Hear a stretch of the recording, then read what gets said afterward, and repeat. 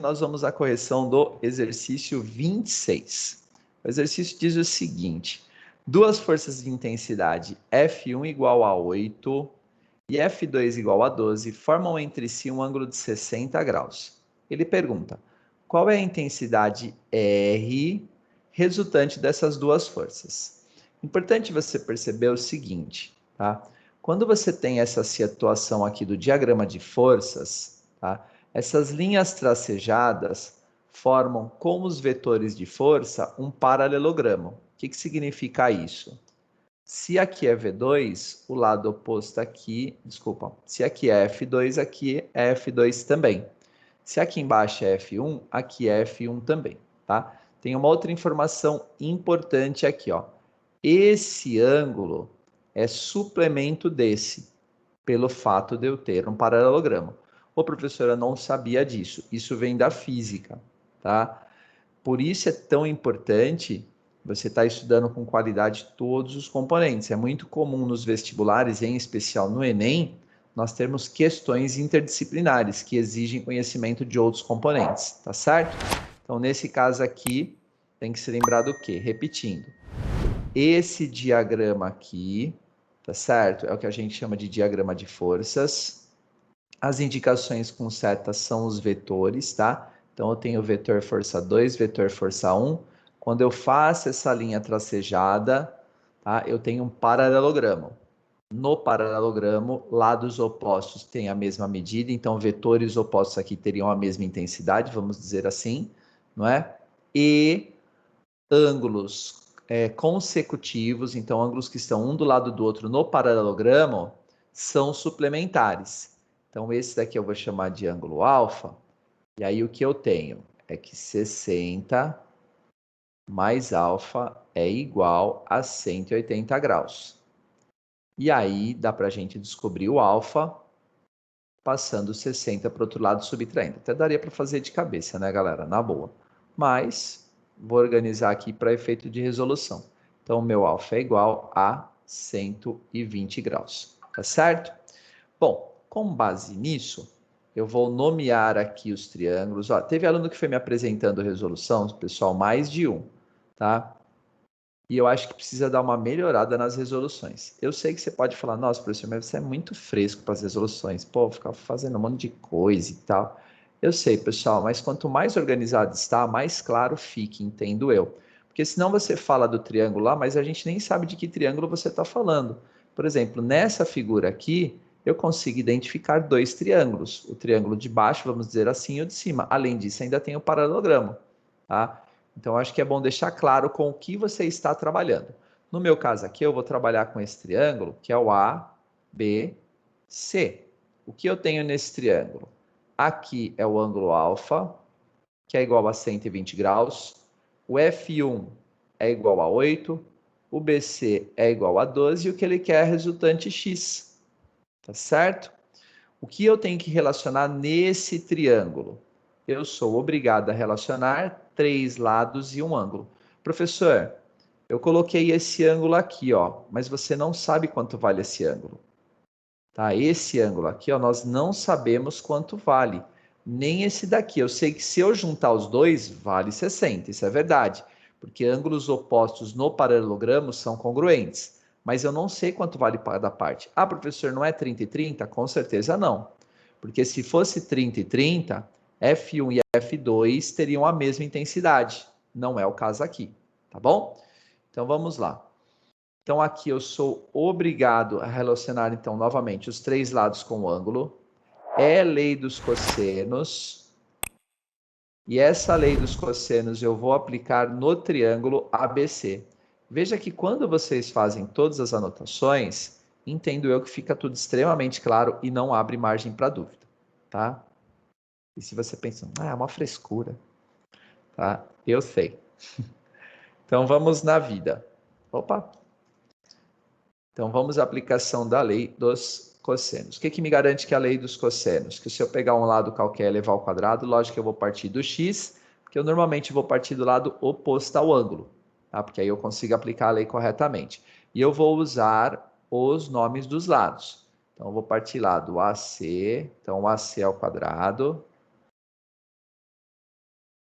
Vamos lá. O AC ao quadrado é igual ao AB ao quadrado mais o BC ao quadrado menos 2 vezes o AB pelo BC vezes o cosseno do ângulo entre eles, que no caso é o cosseno do ângulo B.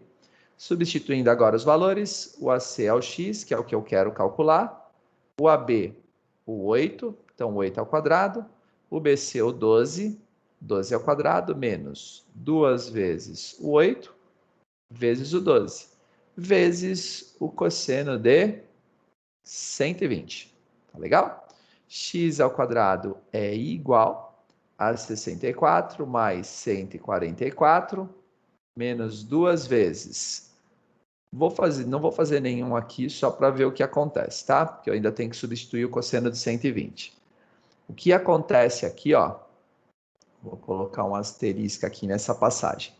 E esse asterisco vem aqui. Eu sei que 120 mais 60 é igual a 180.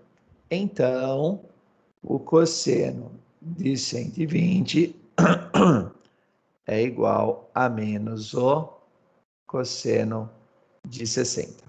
Tá certo? Aí você vai falar, professor, ficou apertado pra caramba aí, hein? Então vamos melhorar aqui, porque vai ficar zoado o bagulho se eu deixar assim. Prontinho. Aqui entendo que fica um pouco melhor. E vou fazer um quadrinho aí para separar a parada.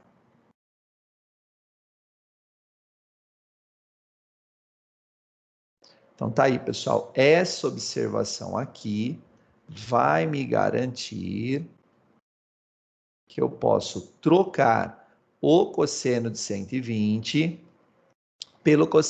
por menos o cosseno de 60. Então aqui, e menos o cosseno de 60, vamos fazer mais uma parte aqui, ó. Menos o cosseno de 60 é igual a menos meio, porque o cosseno de 60 vale meio. Então, aqui eu posso colocar o menos meio, tá certo? E nesse caso, dá para cancelar o 2. Então, vamos ver o que vai sobrar. Vai sobrar aqui o x ao quadrado, que é igual. Se quiser, já pode fazer a soma aqui, sem problema algum, tá? Eu não vou fazer depois.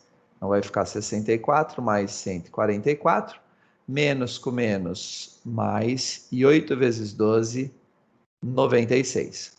O meu x é igual à raiz dessa soma. Essa soma vai dar 64 com 96, 150.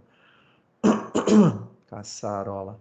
Com 144, isso daqui vai dar no total 284.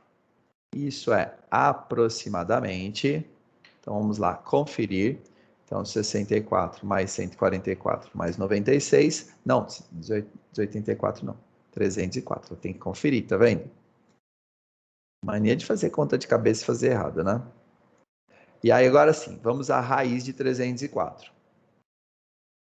Então, a raiz de 304 é aproximadamente 17,4. Nesse caso aqui, como é uma resultante de forças, Newton, tá bom? Aí se olha na resposta, a resposta não está com aproximação. Então, esquece esse negócio. E o que, que você tem que fazer para chegar na resposta que ele quer? Esse 4 raiz de 19.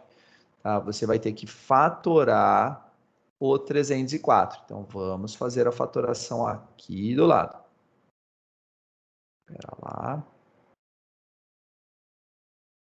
Então, vamos lá. Fatoração.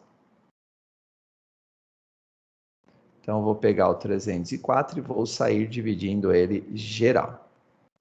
Então, por 2, 152. Por 2, isso daqui vai dar 76. Por 2, isso daqui dá 38. E por 2, isso daqui dá 19. Aqui é o 19 mesmo. Para que eu possa tirar da raiz, o número tem que estar ao quadrado. Então, eu vou agrupar esses dois e esses dois aqui também. Então, aqui eu vou usar 2 ao quadrado e aqui eu vou usar 2 ao quadrado também. Então, aqui vai ficar a raiz de 2 ao quadrado vezes 2 ao quadrado vezes 19. Vamos aqui embaixo. Então, eu vou ter que o x é igual. Raiz de 2 ao quadrado dá 2. Lembrando que quando eu tiver multiplicação, eu posso calcular as raízes dos fatores em separado, tá? Raiz de 2 ao quadrado dá 2 e a raiz de 19 fica na raiz, porque o 19 não é uma raiz exata. Agora sim, nós chegamos no 4, raiz de 19, que é a resposta indicada ali no gabarito do exercício. Prontinho, pessoal. Está feita aí, então, o exercício 26.